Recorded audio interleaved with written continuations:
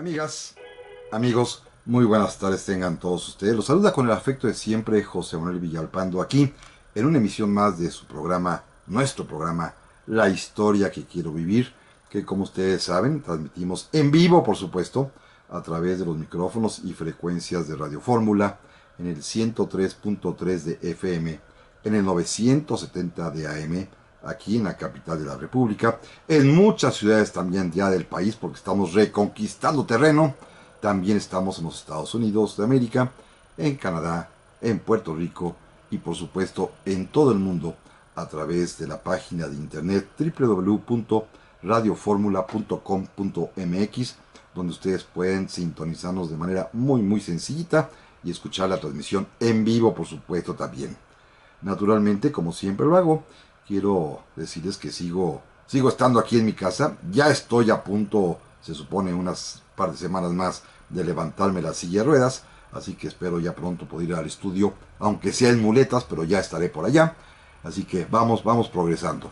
También quiero recordarles, como siempre, el correo electrónico villalpandohistoriador@gmail.com, el Facebook Villalpando de la Historia, en donde con todo gusto recibo sus amables comunicaciones. Las comento, aunque haya personas que no les gustan, que no les guste que lo haga porque dicen que pierdo mucho tiempo, pero como este programa es vivo y se debe precisamente a ustedes, que son los que lo hacen, pues lo único o lo menos que puedo hacer es corresponder a su gentileza y a la molestia que tiene de tomarse unos minutos para escribir algunas líneas, que leerlas. Hay que, por supuesto, darles lectura, como a don Jorge Luis Espejer, que me escribió ya hace un rato, que está listo para escuchar. Dice, el premio semanal, muchas gracias, lo aprecio mucho, que les saluda a la familia Espejel Tapia allá en Apan, Hidalgo, con todo gusto, y a los conductores amigos del grupo ADOGL, que son fieles seguidores del programa.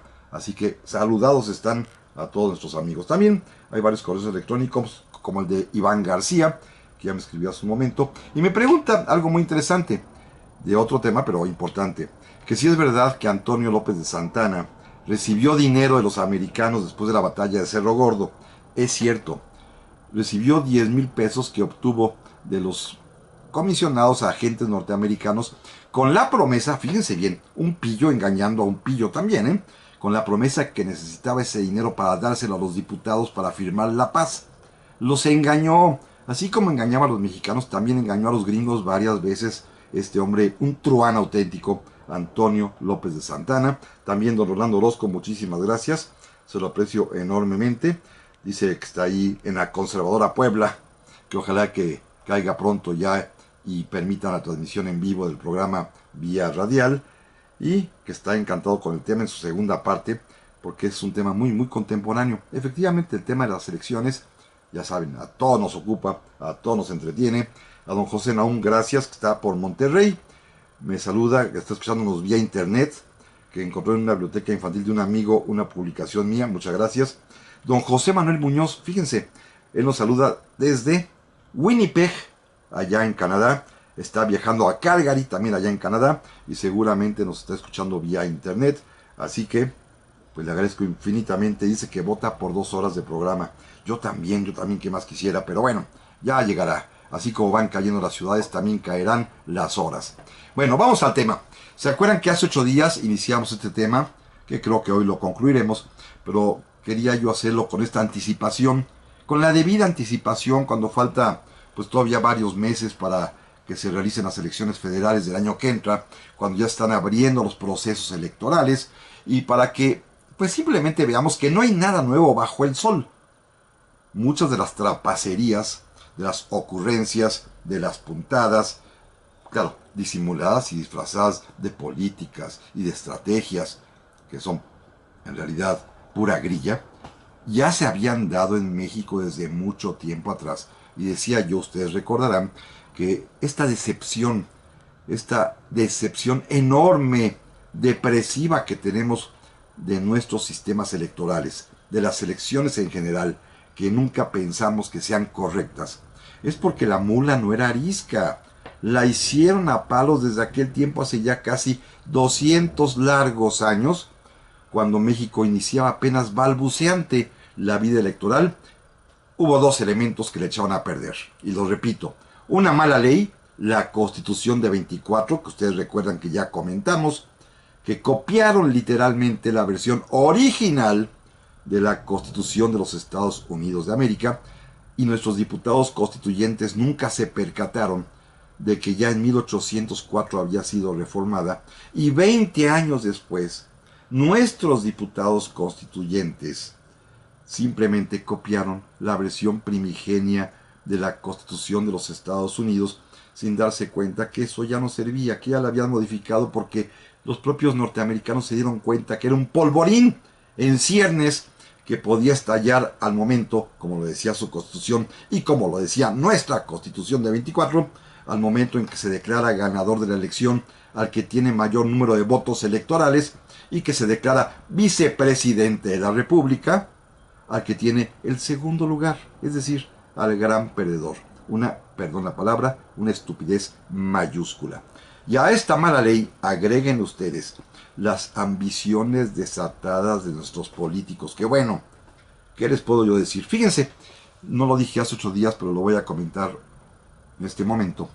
La víspera de que se haya consumado la independencia, que ustedes recuerdan que fue el 27 de septiembre de 1821, un día antes, el día 26, cuando estaban entregando las cuentas de la administración, porque hubo una entrega bastante decorosa. En realidad, el gobierno virreinal le entregó todo al gobierno nuevo de Agustín Iturbide, y ese día uno de los oidores, es decir, uno de los máximos jueces de la Audiencia de México, un magistrado muy importante, muy famoso, que se llamaba Miguel Bataller, nos aventó una maldición que quiero, amigos, repetírselas a ustedes para que vean cómo nos conocían desde entonces. Decía Miguel Bataller, era un español, era un severo perseguidor de insurgentes, pero dijo esto. Fíjense, amigos, escuchen estas palabras admonitorias. El peor castigo que tendrán los mexicanos por haberse separado de España será tener que gobernarse a sí mismos. Imagínense nada más qué profecía tan dramática, tan triste y tan certera nos aventó Miguel Bataller. Y los políticos mexicanos desde casi al principio comenzaron a hacer de las suyas. Recuerdan ustedes, ya platicamos para irme muy rápido, la primera elección federal de 1824, el triunfador es Guadalupe Victoria, en buena medida por su propia posición social y económica, hasta por el color de su piel, por su cultura, pero sobre todo porque era un hombre muy mediático, ya que llevaba en su propio nombre el nombre de la patrona de la libertad, Guadalupe Victoria. Ganó la elección indiscutiblemente.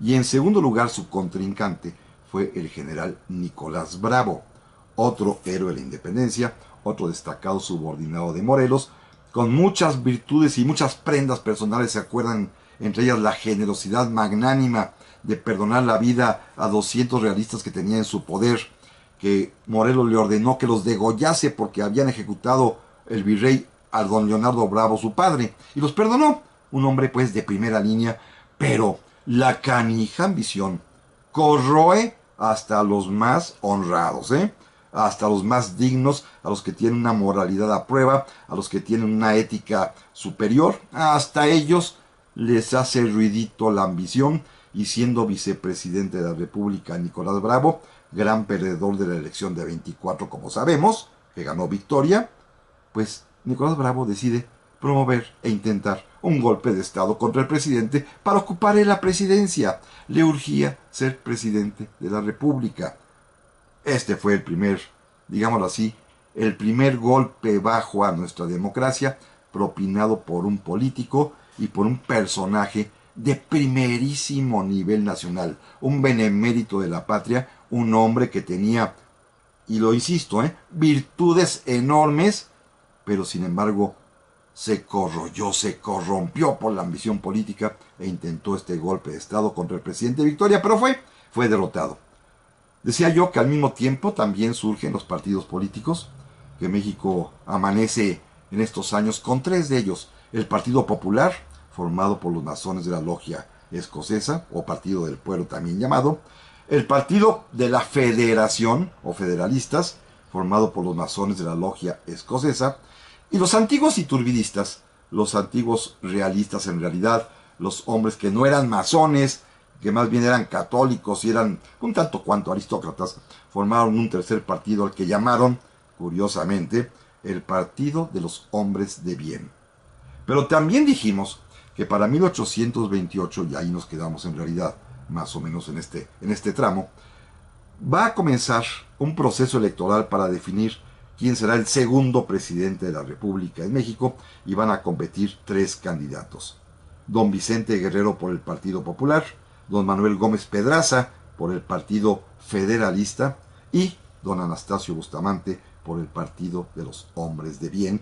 Y dije yo también, comenzó en ese entonces la guerra sucia, en la que los partidos se decían de todo, de lo peor. Se aventaban heces verbales con una verdadera enjundia.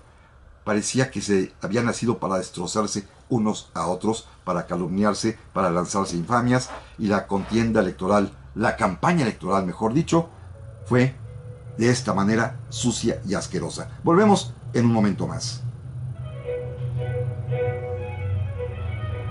Ya estamos aquí, amigas, amigos, el segundo bloque de este día. Muchísimas gracias por sus muchos mensajes.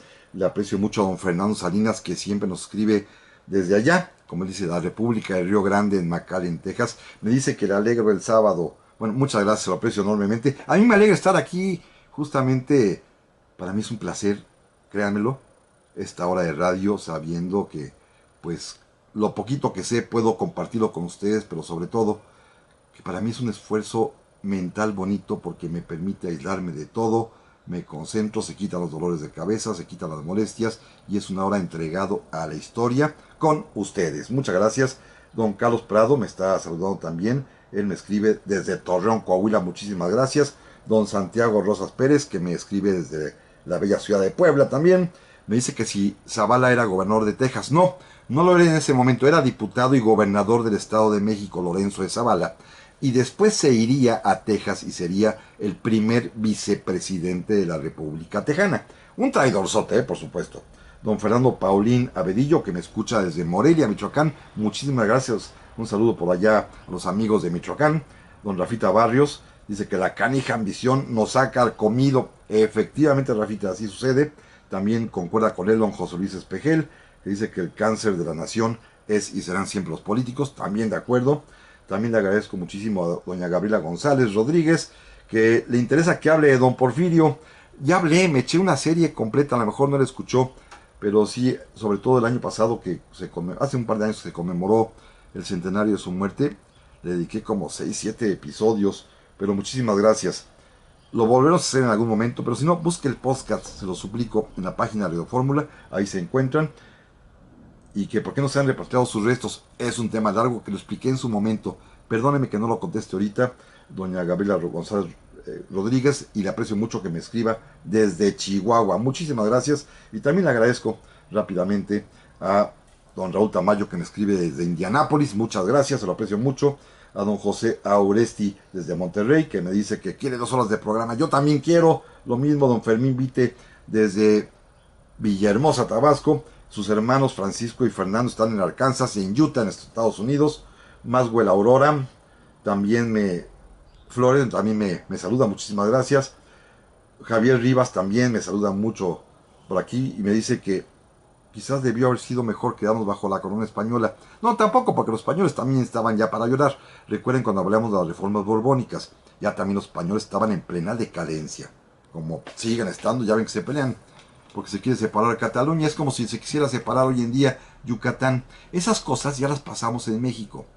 En el siglo XIX, y tengo que hablar un día de este tema porque es importante, quisieron independizarse, fíjense amigos, se quiso independizar Yucatán, se independizó Texas, se quiso independizar Zacatecas y hubo hasta un intento de separación de Jalisco. Es decir, esos temas ya los pasamos nosotros afortunadamente hace más de siglo y medio. Los españoles apenas hay en esas cosas sí tenemos un poquito más de experiencia, quizá porque nuestra propia vida fue tan intensa, nuestra vida política, que ya lo superamos afortunadamente. Imagínense, me estoy saliendo de tema. Los catalanes se quejan porque de su Producto Interno Bruto tienen que mantener regiones más pobres de España como Andalucía. Es como si aquí, amigos de Nuevo León, o los amigos de Chihuahua se quejarán porque de su Producto Interno Bruto tienen que ayudar a cooperar con los gastos de las regiones más pobres como son Chiapas, como es Oaxaca, como es Guerrero.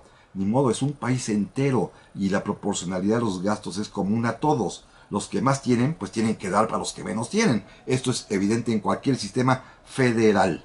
Y aquí en México lo superamos ya hace mucho, mucho tiempo. Pero bueno, vamos al tema.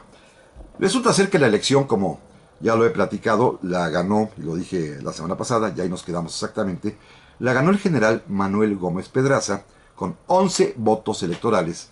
En segundo lugar quedó perdiendo la elección en realidad don Vicente Guerrero con 9 votos, es decir, la mínima diferencia de 2 votos. Y en tercer lugar el general Anastasio Bustamante con 6 votos. Recuerden que son votos por estados, no son votos directos de la población. Esto es importante porque en ese momento Vicente Guerrero y sus partidarios, particularmente Lorenzo de Zavala y todos los masones yorquinos del Partido Popular, del Partido del Pueblo, no daban crédito al resultado electoral porque pensaban, ¿cómo es posible que el candidato del pueblo, el más cercano a la gente, no haya ganado y en cambio ganó el aristócrata, el que es del gobierno, el que favorece a los ricos? Ya saben, este lenguaje que es de todo el tiempo y de toda la historia de este país. Así se las empezaron a gastar ya desde ese momento. El perdedor decidió no reconocer el triunfo del ganador. Por supuesto, bueno, la historia es mucho más compleja. Simplemente la voy a resumir y hacerla muy sintética para el cabal entendimiento de lo que sucede hoy en día. Ya desde nuestra primera elección más competida, que es esta, cuando los enconos están a la orden del día, cuando las diatribas y los insultos y las blasfemias se dicen unos contra otros, cuando los ánimos están tan candentes, terminado el proceso electoral con el triunfo muy apretado, si ustedes quieren, del general Manuel Gómez Pedraza, el Partido Popular y su candidato decidieron desconocer el resultado de la elección. Y ocurrieron una serie de acontecimientos que los voy a repetir rápidamente, pero que tienen una similitud muy notable con un caso que tuvimos aquí en México muy cercano hace apenas algunos años, en 2006. Fíjense bien, el perdedor desconoce la elección porque dice que seguramente hubo fraude. No podía haber fraude, era la elección en el Congreso mismo, pero bueno, hubo fraude. Segundo, era imposible que el partido de la gente, con el candidato del pueblo, perdiera. Es imposible, era moralmente inaceptable que Vicente Guerrero perdiera. ¿Cómo va a perder si es uno del pueblo? Tercero, fíjense, esto es verdaderamente increíble. Se amotinan en diversas partes del país, pero particularmente Antonio López de Santana, que en ese momento se vuelve, según el partidario de don Vicente Guerrero, se amotina nada más ni nada menos que en la ciudad de Oaxaca, en donde se encierra. Y recuerden que en 2006 estalló el conflicto con la CENTE, con la sección 22, gravísimo, en los mismos momentos de la elección. Pero escuchen esto, lo más paradójico de todo. Vicente Guerrero, encabezando a sus huestes y partidarios, decide salir a la calle y hacer un plantón.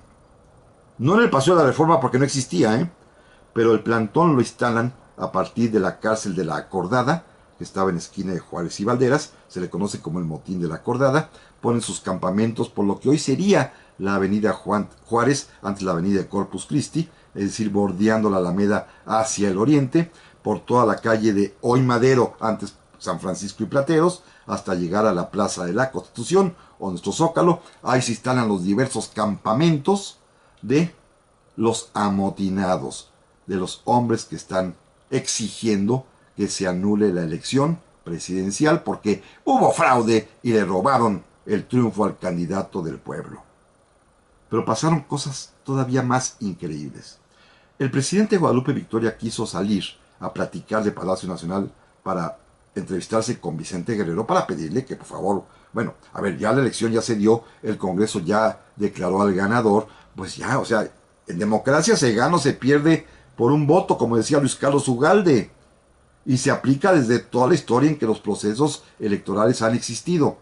¿Saben qué sucedió cuando Victoria intentó salir de la puerta del Palacio Nacional a caballo a buscar el campamento donde estaba hospedado, esperándolo, se suponía, Vicente Guerrero? El pueblo amotinado que estaba en el plantón, en los campamentos, comenzó a jitomatear al presidente de la República. A jitomate vil lo regresaron a Palacio al pobre don Guadalupe, que no pudo hacer absolutamente nada.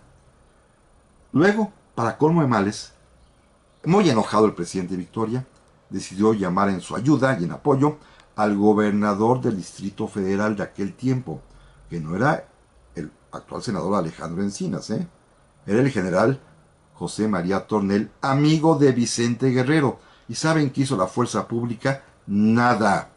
Dejaron a los amotinados en la calle y no hubo poder humano que levantara el plantón de 1828. Y para colmo, eso sí nos sucedió en 2006, los amotinados también de paso saquearon el Parián, que era el principal, llamémoslo así en términos contemporáneos, centro comercial de la Ciudad de México, que estaba a un ladito del Zócalo. Saquearon todas las tiendas.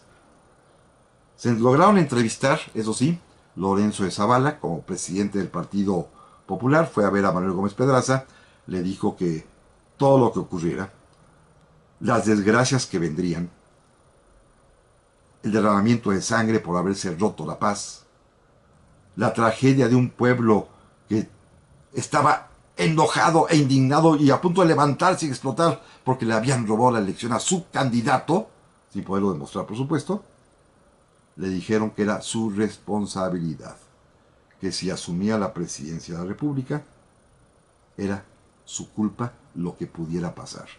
¿Y saben qué pasó con Manuel Gómez Pedraza? Le dio miedo.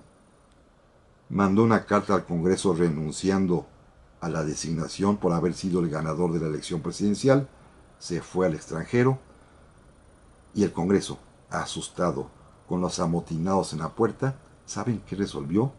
Decretó que había sido nula la elección del triunfador y quedaba únicamente subsistente la elección del segundo y del tercer lugar. Por lo tanto, Vicente Guerrero se volvió presidente de la República. Volvemos enseguida.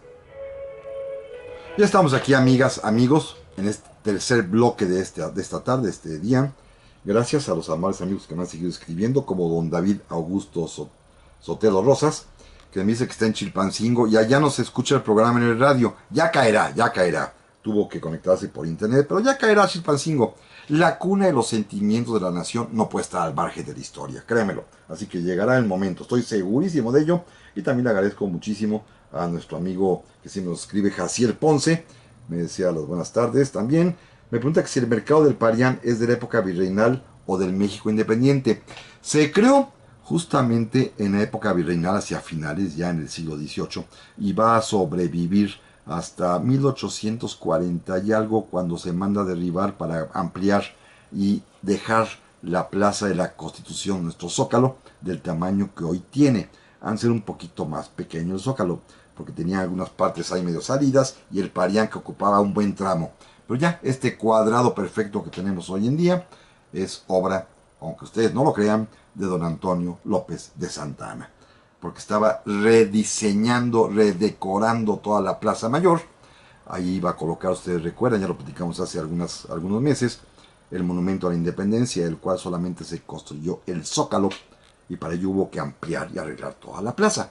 Y nada más se quedó el puro Zócalo, mismo que se puede ya ver hoy, porque hay unos cristalitos, me cuentan, porque yo no he podido ir, en la silla de ruedas sería medio imposible andar por allá, pero que se puede ver abajo las ruinas de esa primera estructura que iba a sostener nuestro monumento a la independencia, allá en los tiempos de una de las muchas presidencias de Antonio López de Santa Anna. Pero bueno, el Congreso, que es el órgano calificador de las elecciones según la Constitución de 1824, se arrugó, como decimos aquí en México. Le dio miedo, le dio pánico. ¿Por qué? Pues porque primero aceptó, pero sin decir ni pío, la renuncia de Manuel Gómez Pedraza. Segundo, se dejó amedrentar por la gente que se reunió fuera de la Cámara, allí en la iglesia San Pedro y San Pablo, donde hoy está el Museo de las Constituciones de México, atrás de, pues, del Palacio Nacional, muy cerca de San Ildefonso.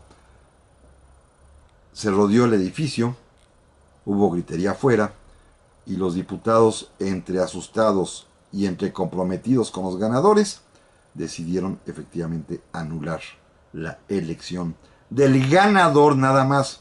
Fíjense qué tramposos. No anularon toda la elección presidencial, exclusivamente anularon los votos emitidos para quien había ganado originalmente, es decir, los votos expresados a favor del general Manuel Gómez Pedraza.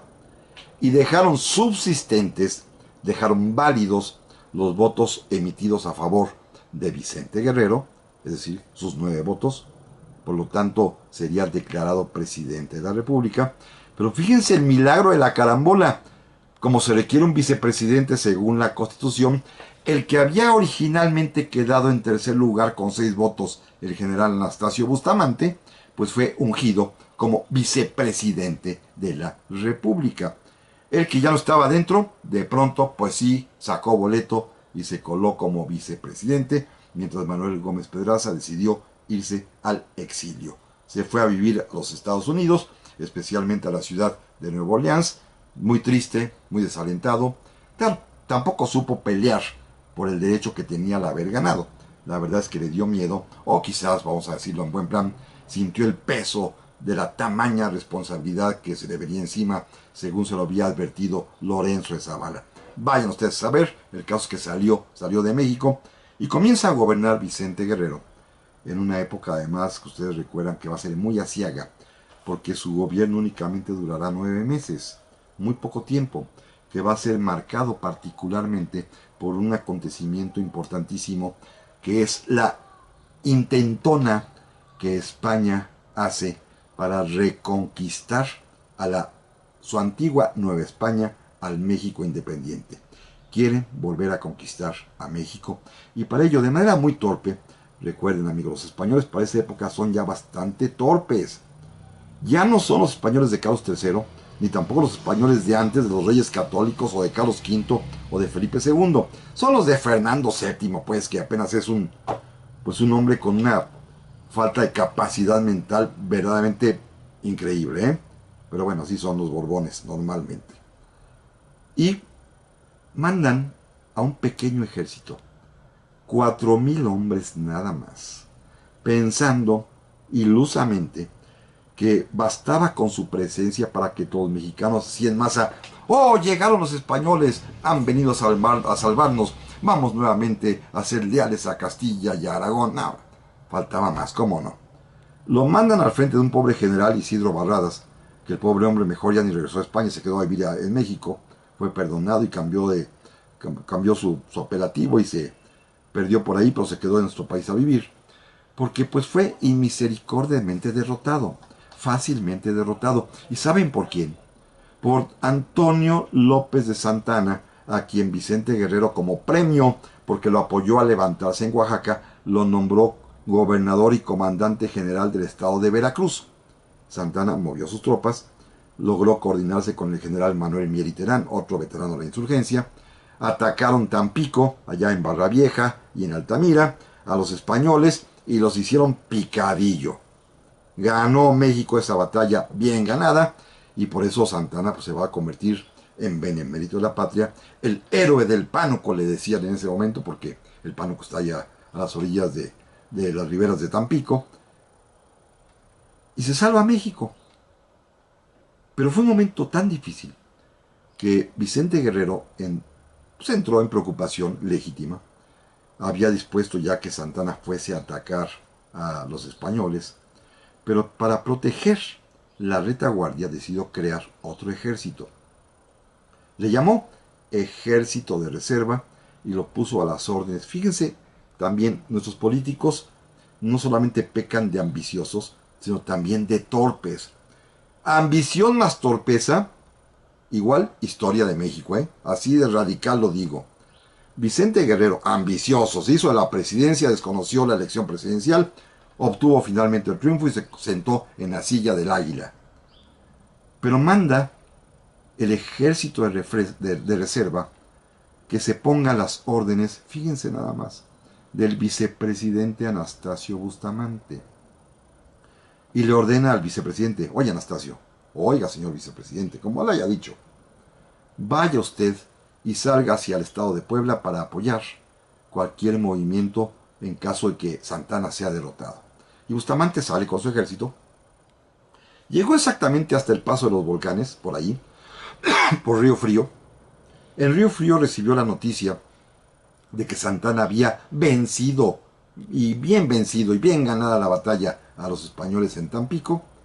¿Y saben qué hizo Anastasio Bustamante con el ejército de reserva? Regresó a la Ciudad de México y depuso, tiró del gobierno, dio un golpe de estado y corrió a Vicente Guerrero. Y el vicepresidente, pues se convierte en presidente porque no hay presidente, tuvo que salir huyendo, fugado de la Ciudad de México. ¿Se dan cuenta, amigos?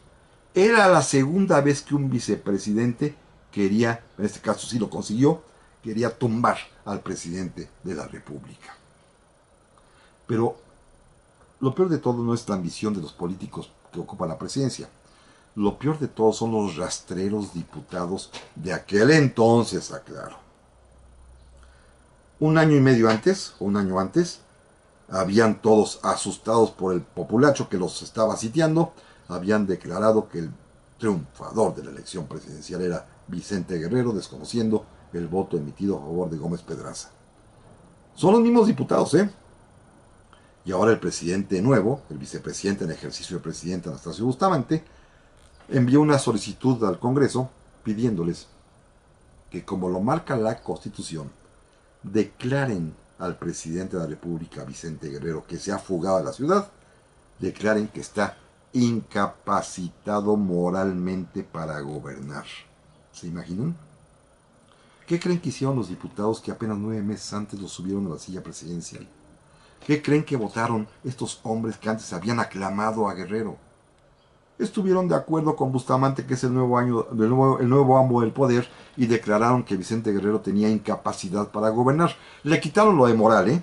La petición original era incapacidad moral para gobernar, pero a petición de Andrés Quintana Roo, diputado, el esposo de Leona Vicario, de quien ya hemos hablado varias veces, le quitaron esa fea palabra de que tenía incapacidad moral. Lo dejaron nada más en incapacidad para gobernar, y como ustedes sabemos, como todos sabemos, en cuanto pudo Anastasio Bustamante, consiguió un cómplice, el famoso marino genovés Francisco Picaluga, el capitán de aquella goleta, el bergantín Colombo, que estaba surta en el puerto de Acapulco, a donde este hombre, este italiano, se vendió al gobierno mexicano de entonces, de Bustamante, engañó a Vicente Guerrero, lo invitó a subir a bordo, ahí lo hizo preso, se lo llevó a Huatulco, lo entregó a las fuerzas de Bustamante, y en la ciudad de Oaxaca, en Cuilapan exactamente, Vicente Guerrero fue fusilado, fue ejecutado. Era una especie de venganza a largo plazo, de que, pues Bustamante, que era muy amigo de Agustín Iturbide, quiso vengarse, ordenando la ejecución. Claro, él no lo hizo directamente, ya sabemos cómo es toda la política. A través de sus esbirros, el general Valentín Canalizo, se encargaron de ejecutar y de fusilar a Vicente Guerrero. Para entonces, México ya se caracterizó, a partir de ese momento, como una nación no solamente de ambiciosos, de torpes, de malas leyes, sino además, y escuchen esto, de parricidas. Matamos a nuestros dos libertadores, a Agustín Iturbide y a Vicente Guerrero. Pero de esto, amigos, volveremos a hablar en un momento más. Ya estamos aquí, amigas, amigos, para este último bloque del día de hoy de nuestro programa La Historia que Quiero Vivir. Gracias a don Arturo Pérez Sosa, que me ha escrito hace un momento, que dice que siempre me escucha, pero que normalmente no escribe, pero que tiene una buena colección de mis programas. Muchas gracias, y que efectivamente concuerda conmigo en que no hay nada nuevo bajo el sol, pero me dice algo que me encantó, que él cree que los políticos mexicanos sí estudiaron historia, porque la han copiado tal cual. Por supuesto, estoy de acuerdo con usted, pero creo que no, más bien creo que es como el burro que toca la flauta, y como son sus instintos naturales, y lo repito con todo cuidado, lo digo, pero ni modo, históricamente está bien comprobado, malas leyes, ambición y torpeza, tenemos el cóctel para hacer de este país un auténtico batidillo, ¿eh? Don Marco Peña, muchas gracias, me saluda desde Lomas Verdes, dice que me va a agradecer muchísimo que salude a sus hijos con todo gusto, Regina y Marco Polo Peña, dice que son aficionados a mi cátedra. Gracias por la flor, muchas gracias, don Marco Peña. Don Martín Gálvez también me ha escrito hace un momento, dice que me saluda desde Guadalajara, que ya cayó Guadalajara y que me está escuchando en vivo, así que muchísimas gracias. Una buena noticia también, Guadalajara cayó, así que ya caerá en Puebla, ya caerá Chilpancingo, no se preocupen, más temprano que tarde, porque pues finalmente esto sí es importante. Y no es que lo diga yo en mi programa, sino este es el conocimiento para que no nos pase y no nos sorprendan como siempre nos han sorprendido. Porque miren, Bustamante tira a Guerrero. A Guerrero lo traicionan, lo fusilan y Bustamante se queda con la presidencia de la República. Claro, muy contentos porque recuerden que Bustamante pertenece al partido de los hombres de bien y naturalmente pues llama a su lado a los conservadores de entonces, a Lucas Alamán y gente así, que hacen pues un gobierno más o menos decoroso que va a resistir 2 años, porque sí se preocupan por cuestiones sobre todo de economía, y más o menos lo hacen bien, pero no pueden olvidar su origen espurio de un cuartelazo, de un golpe de estado y después de un asesinato, ¿eh? Mataron a Vicente Guerrero. Que el hombre también había sido un ambicioso, sí, pagó con su vida. Pobrecito, pagó con su vida. Antonio López de Santana, cuando cayó Guerrero, que era su principal, pues, promotor, su protector, va a desaparecer un tanto cuanto de la escena pública, se refugia en su hacienda de Manga de Clavo, y nada más está tomándole la medida a Anastasio Bustamante. Recuerden que si hay un político astuto en este país es Antonio López de Santana. Un pillo, ya lo dije al principio del programa, pero un hombre con una imaginación, con un don de gentes, con una capacidad para la intriga y para la grilla, como nadie lo ha tenido en este país, ¿eh? Y entonces se puso a conspirar. Y cuando llegó la hora, se lanzó a la revolución, ahora en contra del general Anastasio Bustamante, vicepresidente en ejercicio de presidente de la República.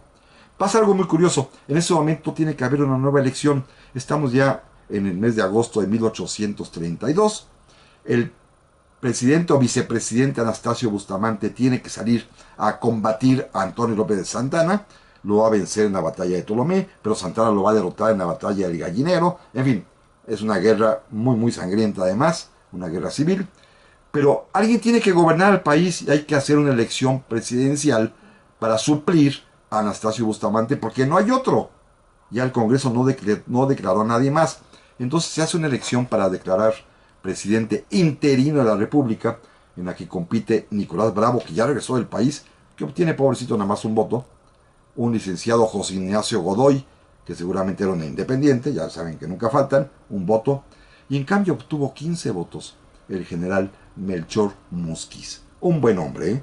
Un hombre bueno, un hombre honrado, de estos pocos. Fíjense, después de que dejó la presidencia, un día se lo encontró por la calle Santana y le dijo: General Musquiz, ¿cómo es posible que todo un general de división, un expresidente de la República, ande vistiendo estos harapos y estas fachas?